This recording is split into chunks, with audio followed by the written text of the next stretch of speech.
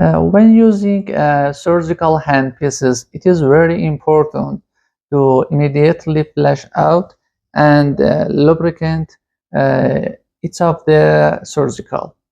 If we don't immediately lubricant these hand pieces, it is cause of overheating and damage for the turbine.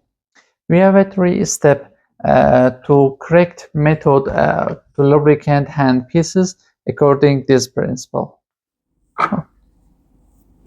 First step, clean the hand pieces with paper towel.